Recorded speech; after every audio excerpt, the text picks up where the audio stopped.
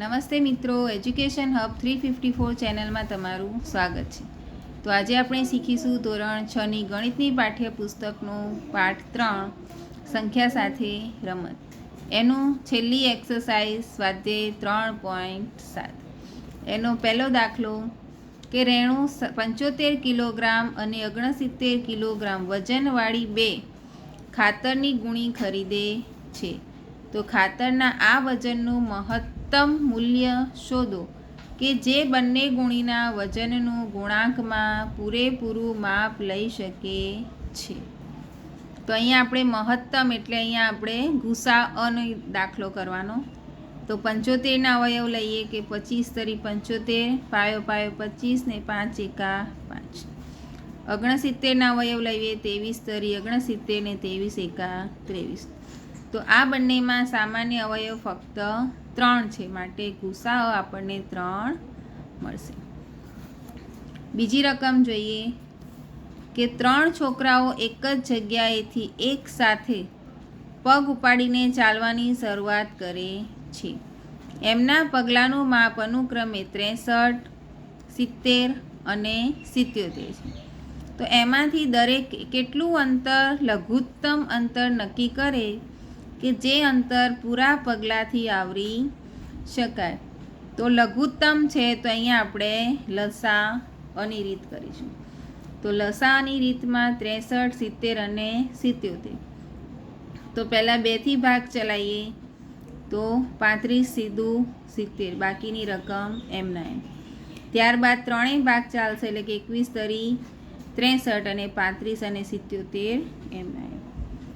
ત્યારબાદ 3 7 તરી 21, 5 7 પંચા 35, બાકીની રકમ એમના એમ. 7 7 એકા 7, 7 એકા 7, 11 સીતા 77 અને 11 એકા 11. અહીંયા પણ 1 આવશે.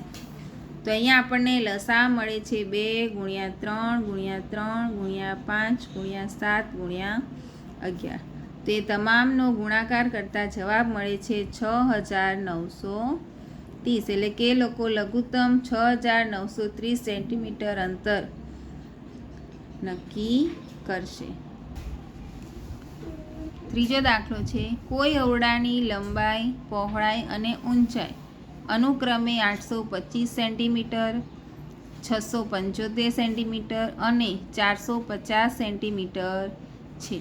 તો એવી સૌથી લાંબી ટેપ શોધો કે જે ઓરડાની ત્રણેય બાજુઓને પૂરેપૂરું માપી લે. તો સૌથી લાંબી ટેપ, તો અહીંયા પણ આપણે ગુસાઅની રીત કરીશું. તો 825ના અવયવ પાડીએ તો 275 ગુણ્યા 3. 275ના અવયવમાં 55 ગુણ્યા 5, 11 ગુણ્યા 5 અને 11 એકા 11. ત્યારબાદ 675ના અવયવ પાડીએ તો 225 ગુણ્યા 3, 75 ગુણ્યા 3, 25 તરી 75, પાયો પાયો 25 ને 5 એકા 5. ત્યારબાદ 450ના અવયવ લઈએ. 225 દુ 450, 75 તરી 225, 25 તરી 75, 5 5 25 ને 5 એકા 5. હવે આ ત્રણેયના અવયવમાં આપણને 3, 5 અને 5 સામાન્ય અવયવ મળે છે, માટે એ ત્રણેયનો ગુણાકાર કરતાં આપણને ગુસાઅ 75 એટલે કે સૌથી લાંબી 75 સેન્ટીમીટરની ટેપ જોઈએ. ત્યારબાદનો દાખલો છે ચોથો કે 6, 8 અને 12થી વિભાજ્ય 3 અંકની સૌથી નાની સંખ્યા શોધો. તો 3 દુ 6, 4 દુ 8 અને 6 દુ 12. ફરીથી 2 ભાગ ચલાવીએ તો 3ના 3, 2 દુ 4, 3ના 3. હજુ 2થી ભાગ ચાલશે એટલે 2 એકા 2 અને 3 એમના એમ. હવે 3થી ભાગ ચલાવીએ તો 3 એકા 3 અને 3 એકા 3. તો અહીંયા લસા આપણને 2 ગુણ્યા 2 ગુણ્યા 2 ગુણ્યા 3 એટલે કે 24 લસા મળે છે. હવે 3 અંકની નાની સંખ્યા એટલે કે 100. તો 100ને આપણે 24 વડે ભાગતા 4 શેષ વધે છે. તો 3 અંકની નાની સંખ્યામાંથી શેષ બાદ કરતા અને લસા ઉમેરતા, એટલે કે 100 - 4 96, એમાં લસા 24 ઉમેરતા આપણને 120 નાની સંખ્યા મળે. આગળનો રકમ જોઈએ 5મી. 8, 10 અને 12થી વિભાજ્ય 3 અંકની સૌથી મોટી સંખ્યા શોધો. તો 8, 10 અને 12ના પણ આપણે લસા લેવા પડશે કે 4 દુ 8, 5 દુ 10 અને 6 દુ 12. ત્યારબાદ 2 દુ 4, 5 ના 5, 3 ના 3, 2 એકા 2, 5 ને 3 એમના એમ, પછી 3 એકા 3, 5 એમના એમ અને 5 એકા 5. તો અહીંયા લસા મળશે 2 × 2 × 2 × 3 × 5, એટલે કે 120 લસા મળે છે. હવે 3 અંકની સૌથી મોટી સંખ્યા બરાબર 999. તો 120ને લસા વડે 999ને ભાગતા અહીંયા આપણને 39 શેષ બાદ રહે છે. તો એ શેષને 3 અંકની મોટી સંખ્યા એટલે કે 999માંથી બાદ કરતા 960 જવાબ મળશે. છઠ્ઠો દાખલો કે જુદા જુદા રસ્તાની 3 ટ્રાફિક લાઇટ અનુક્રમે દરેક 48 સેકન્ડ, 72 સેકન્ડ અને 108 સેકન્ડ પછી બદલાય છે.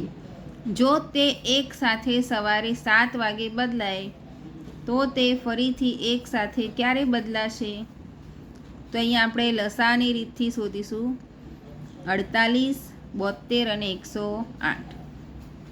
તો 2થી ભાગ ચલાવીએ તો 24 દુ 48, 36 દુ 72 ને 54 દુ 108. ફરીથી 2થી ભાગ ચાલશે. 12 દુ 24, 18 દુ 36, 27 દુ 54. ફરીથી 2 ભાગ ચલાવીએ. 6 દુ 12, 9 દુ 18 ને 27 ના 27. ફરીથી 2થી ભાગ ચાલશે. 3 દુ 6, 9 અને 27 એમના એમ. હવે 3થી ભાગ ચાલશે તો 3 તરી 9, 3 એકા 3, 9 તરી 27. હવે 3 ભાગ ચાલે તો 3 એકા 3 તરી 9 ને 3 એકા 3. તો અહીંયા લસા આપણને મળે છે 2, 2, 2, 2, 3, 3, 3. એટલે કે આ તમામનો ગુણાકાર કરતાં જવાબ આપણને 432 સેકન્ડ મળે. હવે 432 સેકન્ડને 60 વડે ભાગતા, તો 60 વડે ભાગતા આપણને અહીંયા 12 શેષ મળે છે અને જવાબ 7 મળે છે. એટલે કે આપણે કહી શકીએ કે ફરીથી 7 મિનિટ અને 12 સેકન્ડે એ સિગ્નલ બદલાશે. ત્યારબાદનો રકમ છે 7મો કે 3 ટેન્કરમાં અનુક્રમે 403 લીટર, 434 લીટર અને 465 લીટર ડીઝલ છે.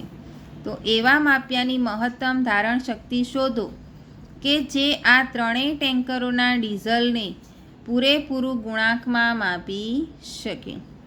તો અહીંયા આપણે ગુસાની રીત લઈએ કે 403ના અવયવ તો 31 × 13 અને 31 એકા 31. 434નો અવયવ લઈએ તો 217 × 2, 31 × 7 અને 31 એકા 31. 465ના લઈએ તો 155 × 3, 31 પંચા અને 31 એકા 31.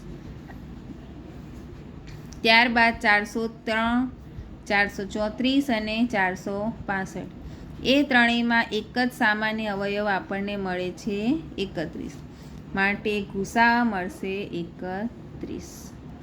ત્યારબાદ 8મી રકમ કે એવી સૌથી નાની સંખ્યા શોધો કે જેને 6, 15 અને 18થી ભાગવાથી દરેક સ્થિતિમાં 5 શેષ રહે.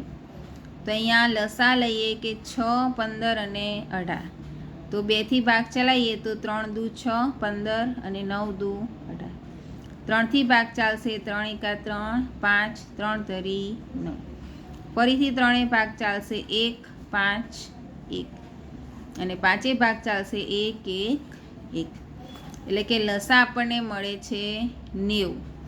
હવે માંગ્યા મુજબની સંખ્યા પ્રમાણે લસા અ વત્તા અહીંયા લખ્યું છે કે દરેક સ્થિતિમાં 5 શેષ વધે છે. તો જે લસા મળ્યો છે આપણને એમાં 5 શેષ આપણે ઉમેરવાની. એટલે કે આપણને 95 જવાબ મળશે. ત્યારબાદની રકમ છે 9મી કે 4 અંકની એવી સૌથી નાની સંખ્યા શોધો કે જે 18, 24 અને 32થી વિભાજ્ય છે. એટલે કે 18, 24 અને 32. તો 2 ભાગ ચલાવીએ. 9 દુ 18, 12 દુ 24, 16 દુ 32. ફરીથી બંને ભાગ ચલાવીએ. 9 ના 9, 6 દુ 12, 8 દુ 16. ફરીથી 2 ભાગ ચાલશે. 9 ના 9, 3 દુ 6, 4 દુ 8. ફરીથી 2 ભાગ ચલાવીએ તો 2 દુ 4. બાકીની રકમ એમના એમ. ફરીથી 2 એટલે 2 એકા 2. હવે 3 ભાગ ચાલશે. 3 એકા 3 અને 3 તરી 9. હવે ફરીથી 3 તો 3 એકા 3. તો અહીંયા લસા આપણને મળે છે 288. હવે અહીંયા છે 4 અંકની સૌથી નાની સંખ્યા. તો 4 અંકની સૌથી નાની સંખ્યા એટલે કે 1000. તો 1000ને 288 લસા વડે ભાગતા આપણને 136 શેષ મળે છે. તો એ 136 શેષને આપણે અહીંયા સૌથી 4 અંકની સૌથી નાની સંખ્યા એટલે કે 1000માંથી 136ને બાદ કરવાના અને એમાં લસા 288 ઉમેરવાના. એટલે કે 864 વત્તા 288. તો અહીંયા આપણો જવાબ મળશે 1152. 10. નીચે આપેલી સંખ્યાઓનો લસા શોધો. હવે અહીંયા આપણે જોવાનું છે કે બંનેનો લસા અને બે સંખ્યાનો ગુણાકાર એક જ જવાબ મળે છે કે કેમ. તો પહેલી રકમ છે લસા 9 અને 4. તો એ બંનેની ગણતરી જોઈએ. 9 2 દુ 4, 9 3 તરી 9, 3 એકા 3. તો લસા મળે છે 36 અને બે સંખ્યાનો ગુણાકાર પણ 9 ગુણ્યા 4 એટલે કે 36. બંને જવાબ સમાન છે. ત્યારબાદ બીજી રકમ છે 12 અને 5. તો 12 અને 5નો લસા લઈએ તો 6 દુ 12, 3 દુ 6, 3 એકા 3 અને 5 એકા 5. તો અહીંયા લસા આપણને 60 મળે છે અને બે સંખ્યાનો ગુણાકાર જોઈએ તો એ પણ 12 પંચા 60. ત્રીજી રકમ છે 6 અને 5. 3 દુ 6, 3 એકા 3 અને 5 એકા 5. તો લસા મળશે 2, 3, 5 એટલે કે 30 અને બે સંખ્યાનો ગુણાકાર પણ 30 છે. ત્યારબાદની રકમ છે 15 અને 4. તો એનો લસા 2 દુ 4, 2 એકા 2, 5 તરી 15 ને 5 એકા 5. તો અહીંયા લસા આપણને 60 મળે છે અને બે સંખ્યાનો ગુણાકાર પણ 15 ચોક 60. ત્યારબાદનો છેલ્લો પ્રશ્ન 11. નીચે આપેલી સંખ્યાઓનો લસા શોધો કે જેમાં એક સંખ્યા એ બીજી સંખ્યાનો અવયવ હોય. તો જોઈએ કે 5 અને 20. તો એનો લસા લેતા 10 દુ 20, 5 દુ 10 અને 5 એકા 5. તો એનો લસા આપણને 20 મળ્યો. હવે આપણે જાણીએ કે 5 એ 20નો અવયવ છે એટલે કે 20ના અવયવ શોધીએ એમાં તો આપણને 5 મળે. બીજી રકમ છે 6 અને 18. તો 6ના લસામાં 3 દુ 6, 3 એકા 3, 3 તરી 9 ને 3 એકા 3. તો લસા મળશે 18 એટલે કે 6 એ 18નો અવયવ છે. ત્યારબાદની રકમ છે 12 અને 48. તો 6 દુ 12, 24 દુ 48, 3 દુ 6, 12 દુ 24, 6 દુ 12, 3 દુ 6 ને 3 એકા 3. તો અહીંયા અવયવ મળે છે 48 એટલે કે 12 એ 48નો અવયવ છે. ત્યારબાદની છેલ્લી રકમ 9 અને 45. તો એનો લસા 3 તરી 9, 15 તરી 45, 3 એકા 3 ને 5 તરી 15. તો 5 એકા 5. માટે લસા મળે છે 3, 3, 5 એટલે કે 45 અને 9 એ 45નો અવયવ છે. તો મિત્રો અહીંયા જે આપણું સ્વાધ્યાય 3.7ની સાથે ચેપ્ટર 3 પણ પૂરું થઈ રહ્યું છે. હવે આગળ આપણે પાર્ટ 4 શરૂ કરીશું. ત્યાં સુધી જો તમને આગળના કોઈ પણ ચેપ્ટરમાં ક્યાંય બી તમને ના સમજાય તો તમે મને પ્રશ્ન પૂછી શકો છો કમેન્ટમાં. ત્યાં સુધી મારી ચેનલને લાઇક શેર અને સબસ્ક્રાઈબ કરજો. Thank you.